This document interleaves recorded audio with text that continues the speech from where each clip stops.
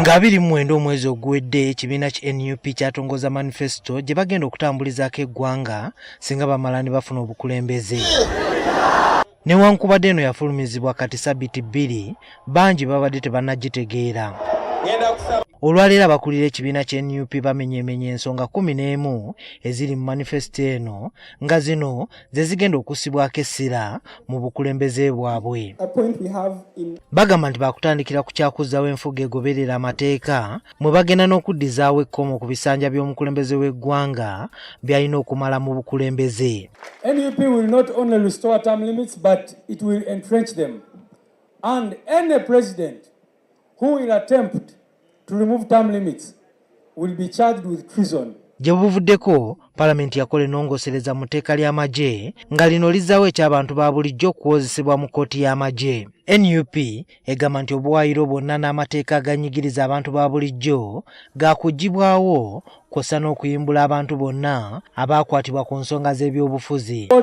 For NUP, all political prisoners, beginning with Dr. Kizza Besigye, Machete, Eddie Mutwe, Achirewo, Gaddafi, and the Karamajong, who have been taken to those prisons and are not being tried for no crime whatsoever, will be freed immediately. Bano era baluubirira okukendeeza ebbula ly'emirimu naddala mu bavubuka era nga batunuulidde okutondawo emirimu obukadde 10. Janga oli mulambuzi nga tukutikka nga tukuyisa mu traffic jam mangu nga tukutwala mu hoteli ennungi ng'osasula ng'abaana baffe bafuna emirimu.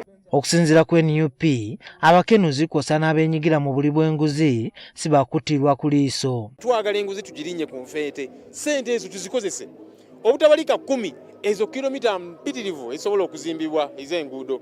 Health centers 3 mpitirivu ate ng'otaddemu n'ebirina okukozesebwa. Sente ez'abasomesa twagala omusaala gw'abasomesa tugongereko. Ensonga lwaki tulina amalwaliro amabi, ensonga lwaki tulina amasomero amabi, ensonga lwaki tetulina nguudo, ensonga lwaki buli kimu kibi, lwakubanga obuli bw'enguzi bukudde ejjembe mu ggwanga lino. So ffe ekibiina kya National Unity Platform kivuddeyo kigamba nti wamu n'abanga mutuwadde obuyinza tujja kugezaako okulaba nga tulwanisa obuli bw'enguzi. Akulira NUP Robert Kyagulanyi Ssentamu alabudde abeesimbyewo ku kkaadi ya NUP ku mitendera egy'enjawulo okulekera okusuubiza ebitali mu busobozi bwabwe wabula bagoberera ebyo ebirambikiddwa mu manifesto y'ekibiina. Temukyasobola kugamba nti temumanyi byagamba abantu. Temusuubiza abantu katogo. Temukulira abantu mwenge. Temusuubiza kuwa abantu ssente. Abantu mwabapoloote nga mulina n'obujulizi. Mubalage kitwagala obbawa. Kyagulanyi abalagidde okugenda nju ku nju nga bannyonnyola bannayuganda okulaba nga bategeera ebyo ebiteereddwa mu manifesto. Katalaali okufuula emulimu gwo okutemaatema manifesto eyo, okutemaatema ebigendererwa bya NUP. Obinnyonnyole buli muntu gw'osobola okutuukako. Tandikira ku bazadde bo, odde ku mwagalwawo, odde ku baana bo oba mikwano gyo. Abakuutidde okwongera ku budde bwabwe eri ebitundu byabwe okusinga okumugoberera gy'atambulira. Kanyuka nnyo nga tutambula ku campaign trail. Era temulekera okumperekera. Nenjagala obudde obusinga mu bumale mu constituency zammwe.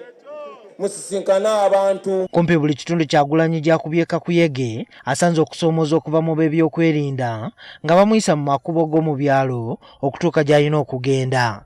Kyagulanyi agamba nti kino kibaviiriddeko okukozesa amafuta mangi kw'ossa n'obwetaavu obulala.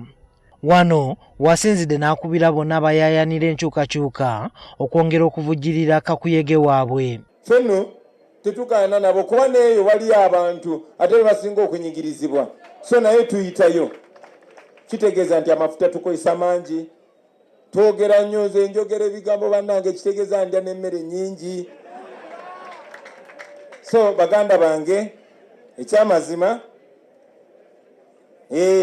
tukyetaagayo ku buyambi temulekerawo tuyambako mugende maaso nga mutuwagira tulwane luno olutalo tumaleko. Bannakibiina ki NUP bagamba nti manifesto etongozeddwa ekwatira ddala ku mbeera y'omuntu wa wansi. wansi akimanye nti 2026 agenda kubafunye president ategeera embeera y'omuntu wa bulijjo. President agenda okukola kwezi ensonga zennyini ezikuluma mu nnyumba yo z'olaba, agenda okugobera obwavu mu nnyumba yo, agenda okutaasa ekiwamba abantu ekyo ky'olaba nga mwami wo tomulabako. Ffenna tuzze tutambulira mu kutusiba, simanyi nange oba ekyanaabeerawo. Era twebaza ekibiina kyaffe ekya National Unity Platform n'omukulembeze waffe Robert Kyagulanyi Ssentamu okulaba nti balowoozezza ku basibe, okulaba nti abasibe abali mu makomera, abasibe abasiraamu abaasibibwa basobola okuteebwa. Era manifesto eno tusaba Abannayuganda ffenna tugitambuze. Nze gye ngenda okukozesa ng'omukulembeze okulaba nga nginyikiza ku ground. Abantu baffe ab'Ebusege babasenda byebintu ebyo tugenda okulaba nti tumakinga sure nti buli omu yabibwako ettakali afune ettakali addizibwe ettakali. Era kiva tubagamba nti buli omu omanyi nga ettakali olibeera waneeno gwe kuuma endagaano yo, kwata ekyapa kyo wadde bakifeekinga kitereke. Kyagulanyi wakuddamu kakuyege ku bbalaza ya Ssabbiiti ejja nga wakubera mu disitulikiti y'e Butebu kw'ossa ne Budaka.